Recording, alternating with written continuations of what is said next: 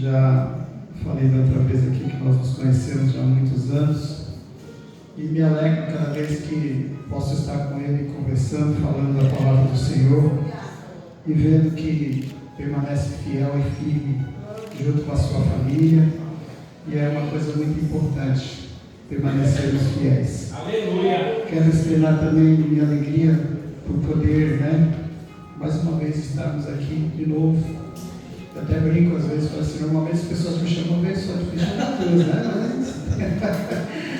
Glória a Deus, já tenho um carinho especial também pelo pastor, pelos irmãos que nos receberam com um sorriso, com muita alegria, e isso é muito importante. A recepção de uma igreja é algo muito importante, que a gente sabe que as pessoas aí fora estão cansadas de apanhar, cansadas de sofrer. Então, quando elas chegam na igreja do Senhor, nós temos que estender tapetes vermelhos para elas, sorriso no rosto, da forma que nós fomos recebidos aqui, tanto da outra vez como hoje novamente. E hoje eu trago esse casal abençoado que congrega conosco, nosso irmão Fernando, é músico, abençoado por Deus, toca tudo por mim, mais um pouquinho. E hoje a minha esposa não pôde vir de novo, mas na última hora ela teve um problema lá e não deu para vir, ia vir eu e ela. Mas, como ela não pôde vir, eu liguei para ele e falei: você tem 20 minutos para se arrumar? Porque ele veio com a esposa, graças a Deus. E estamos aqui num culto abençoado. Nossa, o que é isso? Eu estava falando com o Fernando ali. Que grupo de louvor abençoado. Tantas irmãs que cantaram aqui, esses valores aí, Pai do céu, fizeram tremer a terra, deve ser grande. Você que gosta de cantar, deve ser grande. Nossa, afinadíssimos. Maravilha, que Deus continue abençoando a vida dos irmãos. É muito bom isso, esse sinal de dedicação, de empenho, de trabalhos, ensaios, isso é muito importante. Me foi falado que hoje é o culto dos varões, dos irmãos, é isso? Maravilha. Mas tem palavra para as irmãs também. Glória a Deus, irmãos. Vamos então dar início aqui. Eu não fui me passado quanto tempo aqui? Até 9h30, dá tempo? Jesus também. Glória a Deus. Irmãos, vamos fazer menção da palavra do Senhor. E todas as vezes que a gente recebe um convite para estar ministrando, o irmão estava aqui dirigindo o culto, o pastor falou que ele estava nervoso. Não é só você não, irmão. Qualquer um que pega esse microfone fica nervoso, viu? Faz parte, são ossos do ofício. Pregador tremendo, é assim que funciona. Deve ser grande. E a gente tem que ter esse temor, tem que ter esse nervosismo, porque isso demonstra a nossa dependência total do Espírito Santo de Deus. Que Deus continue abençoando o irmão, que essa seja a primeira de muitas e muitas vezes. A glória do Senhor. É assim, dando oportunidade para os irmãos, que os pastores vão descobrir os talentos. Os talentos estão, tem muito talento às vezes escondido, fala que não sabe, que não pode, mas quando pega o microfone, Deus vai derramando da graça e vai assim surgindo obreiros de valor e obreiros de valor também. Aleluia, Jesus. Bom, irmãos, livro de Neemias, capítulo de número 6. Eu quero fazer menção de apenas um versos. Capítulo de número 6. Livro de Neemias. E apenas o verso de número 3. Deus. A versão que eu possuo aqui diz assim: por isso enviei-lhes mensageiros com a seguinte resposta: estou empenhado numa grande obra e não posso descer. Por que eu deveria parar e deixar a obra para encontrar-me convosco? Eu quero frisar bem essa parte B desse versículo, para que nós possamos aqui hoje falar sobre um pouco deste livro tão maravilhoso. Estou empenhado numa grande obra e não posso descer. Eu gosto muito de uma versão que diz assim: estou empenhado numa grande obra e não posso parar. Eu não costumo fazer isso, mas eu gostaria que você me ajudasse, olhando para alguém que está do seu lado e fala: você está está numa grande obra. Você está na grande obra, hein? Não pare. Eu coloquei, não pare. Louvado seja o nome do Senhor Jesus. Todas as vezes que eu leio esse livro de Neemias, eu aprendo muito. Eu creio que muitos de vocês já leram, releram, já ouviram muitas e muitas mensagens acerca de Neemias, de quem foi Neemias, no tempo que ele viveu e o que ele fez em favor da obra do Senhor. Neemias, ele foi escrito mais ou menos uns 350 anos antes de Cristo. Foi uma época de cativeiro, foi uma época de dificuldade. E esse homem, que quando o livro dele começa, vai falar que ele era copeiro do rei. Ele vivia num lugar de uma grande mordomia, servindo ao rei, experimentando as iguarias do rei, porque esse era o dever dele. E ele estava muito bem ali. Só que a história de Neemias, ela começa a mudar quando ele recebe uma notícia. E eu quero falar sobre um tema que diz assim: uma trajetória de sucesso. Muitos de nós almejamos buscar sucesso em nossa vida. Muitos de nós sonhamos com sucesso. Queremos ter sucesso no trabalho, queremos ter sucesso no ministério, queremos ter sucesso na família. O que é sucesso? É adquirir um alto padrão de vida, um alto padrão de comunhão. E a gente sempre busca sempre o melhor para isso. Mas o que me chama muito a atenção nos dias de hoje é que muitas pessoas começam bem, cheios de sonhos, cheios de projetos, dedicados, determinados, mas de repente acontece alguma coisa que o desânimo começa a tomar conta da pessoa e ela começa a desistir dos seus sonhos, desistir dos seus projetos. Muitos desistiram do ministério, muitos desistiram da igreja, muitos desistiram dos talentos que Deus entregou e pararam na caminhada. E quando eu leio esse livro de Neemias, eu começo a ver a trajetória de Neemias, que terminou em grande sucesso. De copeiro do rei a governador. Uma trajetória grande. E tudo isso, essa trajetória de Neemias, de sucesso, ela começa através de uma notícia que ele recebe. A palavra diz que ele estava no palácio servindo ao rei, e ele recebe a visita dos irmãos dele. E ele pergunta para os irmãos: como que está a cidade dos meus pais? Como que estão os nossos irmãos que voltaram do cativeiro? E a notícia que ele recebeu foi uma notícia que deixou ele muito triste. Porque o irmão dele, Ananias, falou para ele: olha, a situação lá está muito difícil.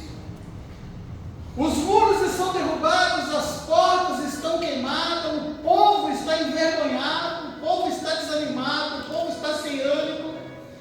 O povo está vivendo um momento muito difícil, ninguém tem forças para nada, ninguém tem ânimo mais para nada, está tudo destruído. Aquilo virou um monte de tijolos, um monte de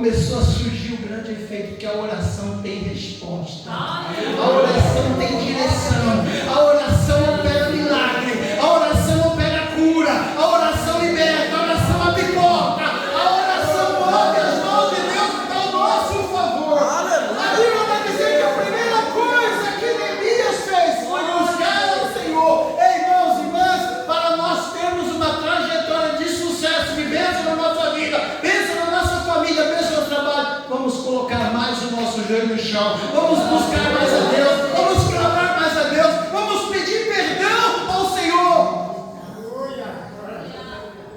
Aleluia. Ontem eu estive ministrando assim rapidamente no culto, e eu falava de Salomão. Quando Salomão constrói o templo,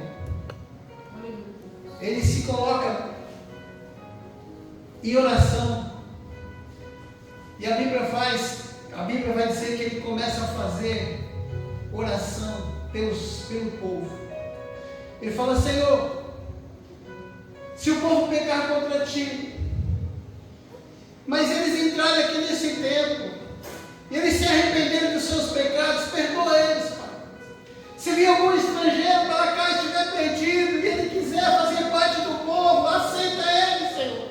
Se a terra se secar, Senhor, se a chuva não cair, se o orvalho não cair, e a terra ficar improdutiva, e o povo se arrepender, Senhor, perdoa o povo e abençoa a terra deles. Ele começou a fazer oração, e oração intercedendo pelo povo. Eu não vejo Salomão pedindo nada para ele, mas pedindo pelo povo. Aí quando chega no capítulo 7, no verso, a Bíblia diz que quando ele termina essa oração, a palavra do Senhor vai dizer que a glória do Senhor invadiu o templo, que nem o sacerdote podia entrar. Aí a Bíblia vai dizer que o Senhor responde no versículo 12, 13 e 14, ele fala: olha, os meus ouvidos estão atentos à oração desse lugar, e os meus olhos estão fixos, mas se o meu povo, que se chama pelo meu nome, se humilhar, orar e buscar a minha face, eu ouvirei dos altos do céu, perdoarei o seu pecado e sararei a sua terra.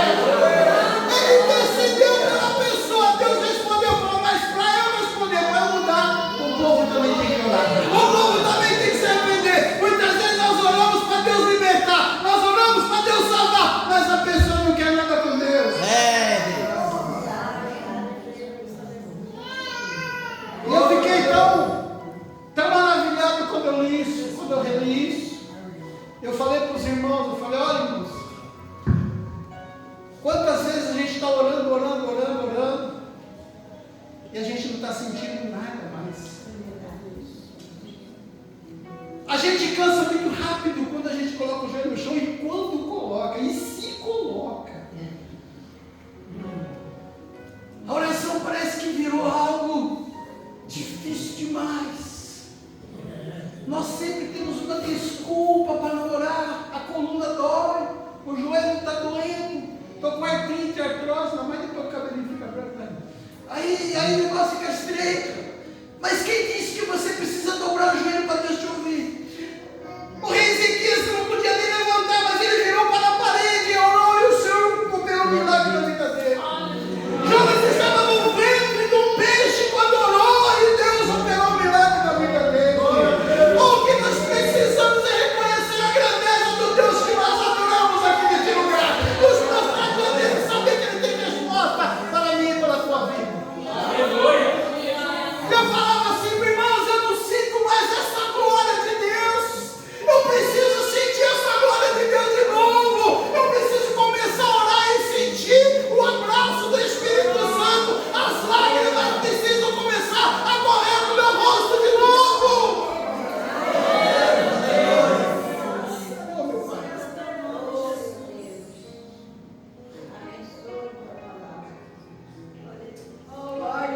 Neemias se colocou na presença do Senhor. Outra coisa que Neemias fez, após ele ter orado, após ele ter recebido o favor, quer dizer, a providência de Deus já começou a chegar. Não sei se eu disse aqui, não. A providência, não precisa se preocupar com isso, não. Acho que é o grito assim mesmo. A providência de Deus veio. Se ninguém estiver me ouvindo, depois problema, mas Jesus pregava na beira do mar, tinha 10 mil pessoas, 50 mil, todo mundo ouvia, por que nós precisamos de microfone? Ai, irmãos, depois de ter recebido a providência, falou com o rei abriu as portas, o rei tinha desistido, o povo tinha ido antes, o rei falou, para esse negócio aqui, ninguém quer saber de nada, o rei parou, mas Neemias chegou lá de novo, depois de orar, aí o rei pegou e falou, tudo bem, vai, o que você precisa? Eu preciso disso, disso, disso. O rei falou assim, eu vou te dar muito mais do que você precisa. Mais do que você espera, mais do que você precisa, eu estou dando. A Bíblia vai dizer que Neemias fala para o rei, olha, me mandem lá, me permitem lá, porque eu vou e vou reconstruir. Ele falou, eu vou e vou reconstruir. Ele não tinha nenhuma dúvida de que ele ia ter sucesso na sua jornada. Ele não tinha nenhuma dúvida, porque ele falou, eu não vou lá tentar, eu não vou lá para ver como é que está. Ele falou, eu vou e vou fazer. Aí o rei pergunta, bem quanto tempo? Ele falou, é tal tempo. A Bíblia não fala o tempo, então eu não vou falar. Glória a Deus. Ele fala no seu tempo determinado. Sabe o que nós precisamos aprender com ele nisso? É que quando nós formos fazer alguma coisa, nós temos que sair determinado a cumprir com o propósito e estar dentro do nosso coração. Verdade. Se eu for desanimado, se eu for naquela, será que vai dar certo? Será que não vai? Será que eu vou conseguir? Será que só faz isso? Só age dessa forma quem não se posicionou na presença do Senhor antes. Só vai sair de casa para conquistar. Eita, ó. Pode falar? Olha só. Aleluia, Jesus. Tem pessoas que querem casar. É bom casar. Vou casar. Casamento é muito bom. Só que, ó, eu vou dizer uma coisa que aconteceu comigo. Aleluia, Quando eu não Deus. conhecia Deus ainda. Eu não conhecia Deus, eu tinha 22 anos de idade. Eu me lembro que eu queria casar na época. Glória a Deus. Olha que uma pessoa sem Deus, sem direção de Deus. As pessoas falam, você vai casar, você é muito novo? Eu vou casar, se não der certo, você vai.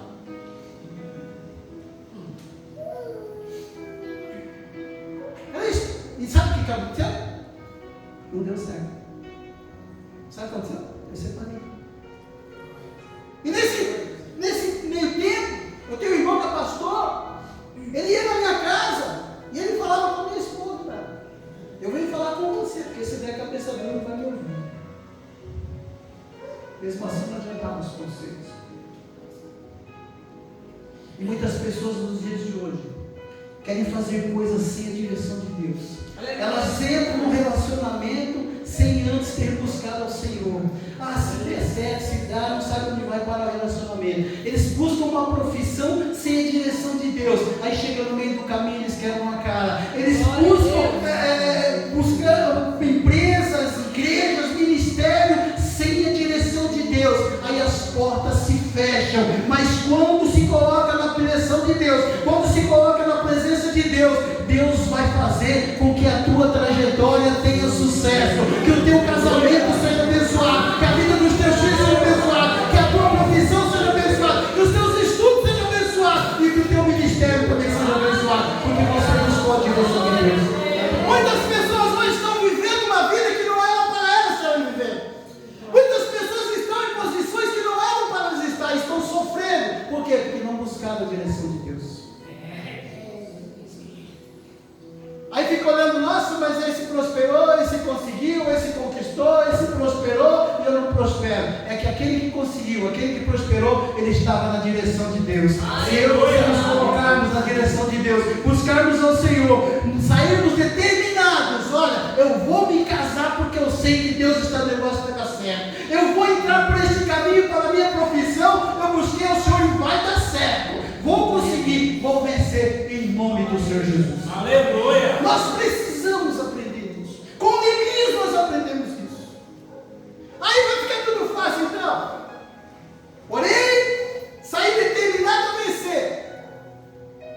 Neemias fez isso. Ele orou, saiu, falando, eu vou chegar lá e vou vencer. Só que no caminho, nessa trajetória, do ponto de partida até o ponto de chegada, tem obstáculos.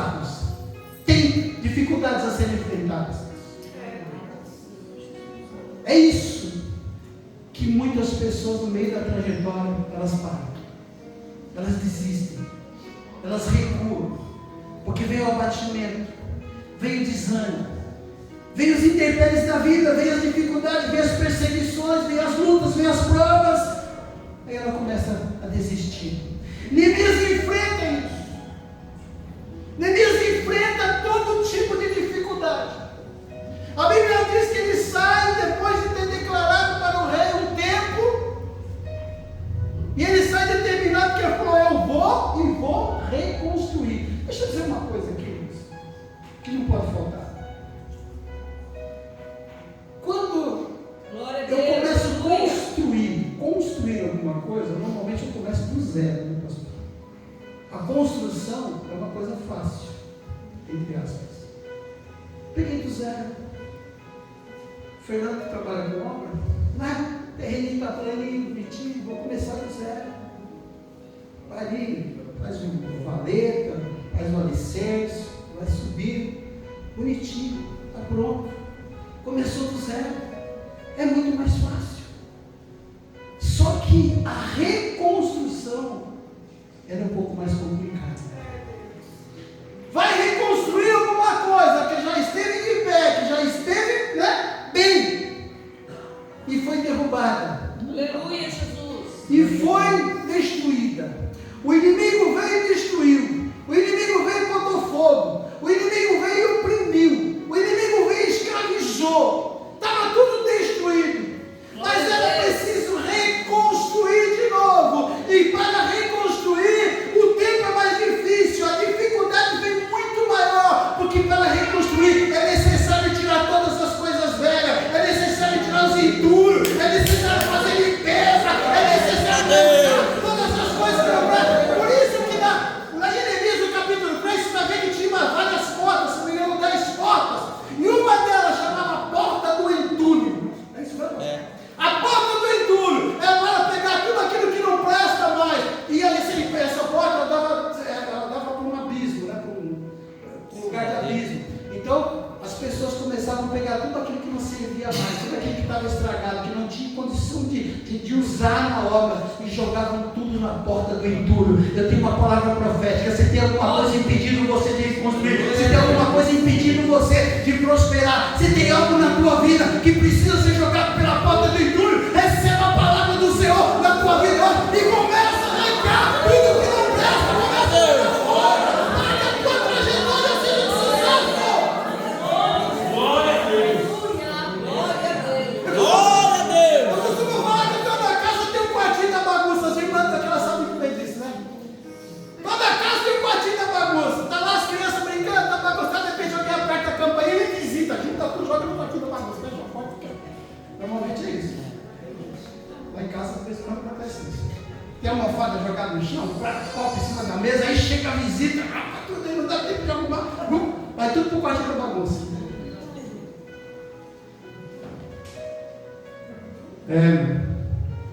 Tem muitos corações que viram o quartinho da bagunça. Pega as coisas que estão atrapalhando a vida e estão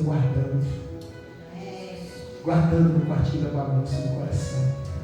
É tempo de lançar fora tudo aquilo que não agrada a Deus. É tempo de limpar, é tempo de fazer limpeza. E a casa, muitas vezes a casa é espiritual. Como que está a minha casa? Como está o meu coração? O que eu tenho trazido de muitos e muitos anos? Que entulho é esse que eu estou carregando? Eu preciso reconstruir, tenho que eliminar, liberar espaço. Eu tenho que deixar tudo limpo para que o Espírito de Deus venha e comece a me dar uma trajetória de glória. Aleluia! Precisamos limpar-nos por Deus. Neemias vê a dificuldade. Era a reconstrução. Tinha que tirar. Não é difícil? Sabe quando você está em frente daquelas obras? O cara está reformando. A minha esposa está reformando ali uma casinha ali perto ali. Jesus amado, tão pequenininha, não, que já saiu de tudo dentro dele. Teve que pôr aquelas caçambas lá e vai tudo, vai isso, vai aquilo, vai saco, vai um monte de coisa lá, e vai eu filho, Jesus, mais fácil. começar do zero. Mas tinha que reconstruir. Aleluia, Jesus. Só que quando termina, você vê tudo bonitinho. Aleluia. O que aconteceu? Jesus passou aqui, catou essa caçamba de entulho, levou tudo embora, e agora está tudo novo. As coisas velhas passaram, tudo se fez novo. Aleluia. Há uma dificuldade que nós temos muitas vezes de reconstruir algo na nossa vida difícil. Casamentos estão falidos, famílias estão destruídas, ministérios estão parados. É necessário uma reconstrução na direção de Deus, na determinação tua, na vontade tua. Com certeza vai tudo dar certo e você vai ter sucesso. Aleluia. Ah, mas é só separar, já não dá mais. Ah, mas só se mudar de emprego, já não dá mais. Aleluia. Ah, vou mudar de igreja, não dá mais. Eu tinha um pastor que ele falava assim: irmão, não muda de marido, não muda de esposa, não muda de trabalho, não muda de igreja, muda de vida que é bem melhor, é mais fácil. Muda o teu comportamento, muda as tuas atitudes, que tudo vai se restaurar.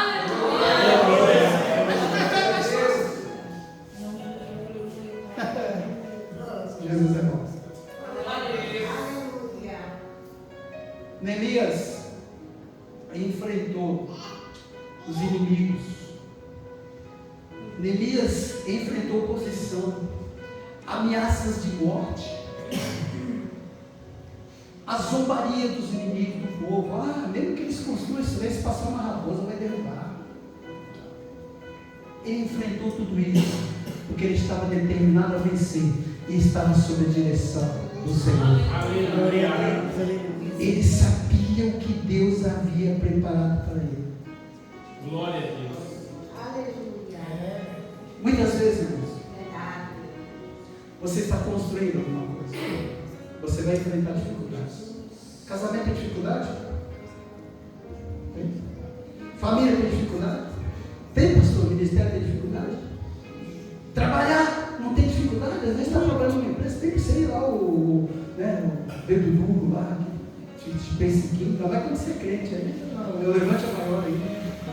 O levante é maior para a vida de crente, o levante é sempre maior. Você sabe por que o levante da vida de crente é maior? Sabe por que você é caluniado? Sabe por que você é perseguido? Sabe por que as pessoas falam mal de você? É porque você é bem-aventurado, que grande é o teu galardão no céu. Mateus capítulo 5, versículos 6, 7 e 8 diante, fala assim: bem-aventurados sois vós, quando eu sou perseguido, caluniado, perseguido por causa do meu nome. Alegre-vos, porque é grande o seu galardão no céu. Tem crente que você é perseguido e já quer sair no braço. Já quer revidar. Aleluia, Jesus. Deixa te perseguir, você é bem-aventurado. Aleluia. Neemias enfrenta tudo isso. E as pessoas que estavam com ele estavam dispostas a trabalhar. Ei, isso aqui é uma lição para mim. Muitas vezes quando você começa algo na tua vida, tem muita gente que vem te apoiar. Tem muita gente que vem do teu lado, junto com você. Mas no decorrer do caminho, muitos vão ficando para trás. Eles vão cansando, eles vão desanimando. Lembra de Davi? Saiu com 600 homens, chegou no meio do caminho, 200 cansou, não tinha forças mais para ele. Lembra de Gideão? Levantou 42 mil, mas Deus falou: tem muita gente, vai tirando, sobrou só 300. Neemias me ensina algo muito interessante na vida de um líder. E líder não é líder de igreja, nem só no trabalho, é líder de família. É o homem responsável pela família, pelo sustento da sua casa. Muitas vezes, as pessoas que estão do teu lado estão questionando a tua forma de agir, de fazer. Porque está cansado. Sabe, às vezes, estou cansado dessa vida, não tem dinheiro para nada, eu não consigo comer bem, eu não tenho as roupas que eu quero. O líder na cabeça da família sofre com isso, às vezes ele não ganha bem para isso, mas a exigência é grande. A Bíblia vai dizer aqui no capítulo 4 que o povo começou a enfraquecer. O povo começou a temer, tamanha era a perseguição, tamanha era a dificuldade. Um líder sabe se posicionar. Uma pessoa que tem uma trajetória para ser vencedor, que quer almejar sucesso, ele não pode desanimar no meio das dificuldades que a vida lhe impõe. Não pode, todo mundo pode desanimar, meu irmão. Mas como sendo crente, você sendo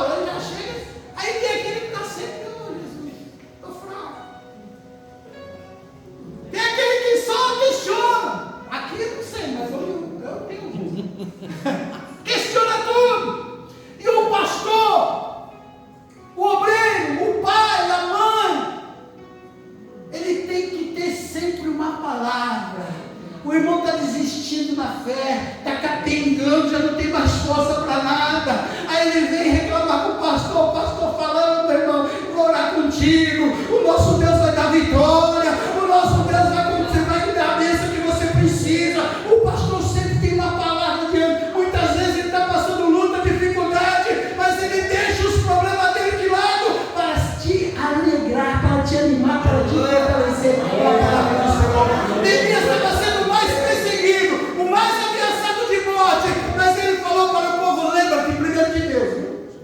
Foi ele que te trouxe aqui. Lembra-se do Senhor, lembra-se das promessas do Senhor, e peleja, e luta, e prossiga, e siga em frente, vai avante, rompa as dificuldades, rompa as barreiras. A Bíblia vai dizer: ó, levanta os seus joelhos fracos e as mãos trementes, diga ao fraco: eu sou forte. Diga ao fraco, não é diga ao fraco, não é o fraco. Quem está se sentindo fraco? É motivação, palavra de motivação, não é autoajuda, não, é ajuda do alto mesmo. Ó, palavra de motivação. Você que está se sentindo fraco, fala para o diabo: eu não sou fraco, eu sou forte. Eu não sou fraco, eu sou forte. É isso que eu vou dizer. Provérbios fala que se nós demonstrarmos frouxos no dia da nossa adversidade, a nossa força será pequena. Tem pessoas que se alimentam de tristeza, tem pessoas que se alimentam de desânimo, tem pessoas que a dificuldade já é um pouquinho pequena, mas ele torna ela um pouco maior. Agora tem aqueles crentes que olham para o problema e falam assim: probleminha, você diante do meu Deus, tu não é nada, porque eu vou te vencer. Lembra de Davi? Desse tamanho, gigante desse tamanho, eu vou a você em nome do Senhor dos Exércitos, e ele vai te dar na tua cabeça hoje para mim. Determinação. Determinação. Neemias, no versículo que eu li, vou encerrar que já está dando horário.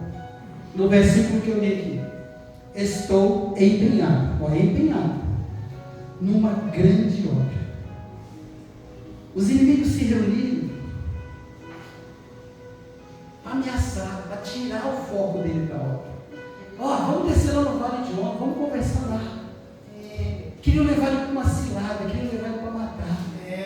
Queriam fazer. Aí ele falou assim: eu não vou dar ouvidos a vocês, eu não vou largar isso daqui para ouvir conversinha fiada, eu não vou sair daqui para ouvir fofoquinha, disse, eu estou empenhado numa grande obra e eu não vou parar de fazer. Sabe aquelas vozes que vêm? Ei irmão, isso não vai dar certo não, já tentaram, já veio um monte de gente por aqui, já passaram, já abriram, já não deu certo, já fechou, agora vai você de novo. Fala assim: não, eu sou diferente, eu estou indo no nome do Senhor, e eu vou prosperar. Todos fecharam, todos pararam, mas eu não, eu vou vencer, porque eu estou na direção do meu Senhor.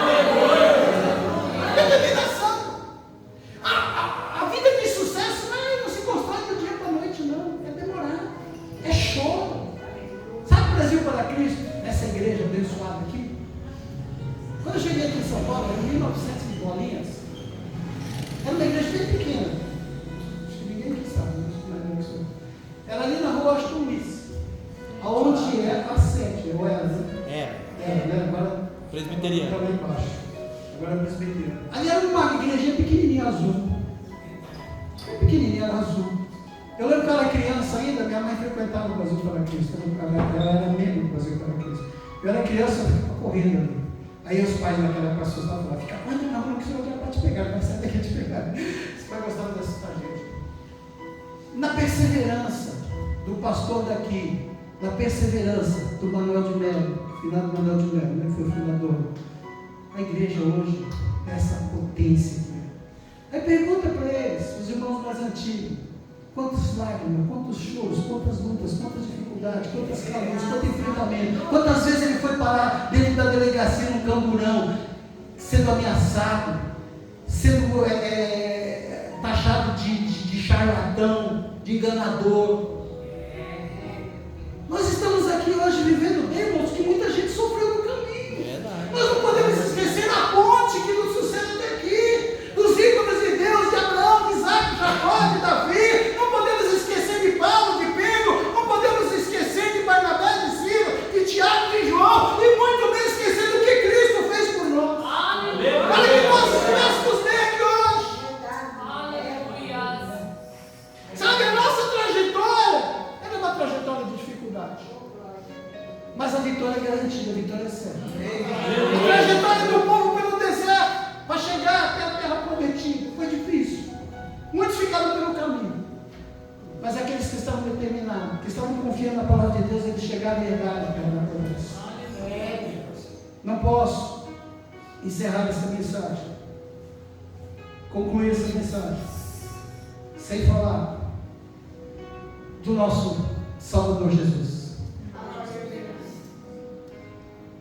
Neemias foi bênção, mas ele é apenas um homem. Ele foi apenas um homem que, quando ele recebeu uma notícia que estava tudo destruído, ele se posicionou e foi determinado a vencer, a restaurar tudo. E assim ele fez. Jesus olhou dos altos céus e viu a humanidade destruída. Viu o povo totalmente condenado ao inferno. Viu o diabo com a chave da morte na mão. Viu os reinos destruídos, impérios todos servindo a Satanás. Homens se levantaram como Moisés, como Abraão, e não conseguiram o êxito total. Ninguém conseguiu vencer a lei. Mas Jesus no céu, vendo todo o sofrimento da humanidade, Jesus no céu olhando para a criação do Pai, olhando para os homens, a coroa da criação de Deus, e vendo os homens totalmente destruídos, sem esperança nenhuma, sem condições nenhuma de vencer, Jesus olhou e saiu determinado do seu trono de glória. Veio a este mundo, sofreu o que sofreu, pregou o arrependimento, curou enfermos, destruiu todas as fortalezas de Satanás, porque ele falou que assim, olha, eu vim para destruir toda a obra do diabo. Glória a Deus, aleluia. Veio para buscar os perdidos, veio trazer ânimo, libertar os cativos.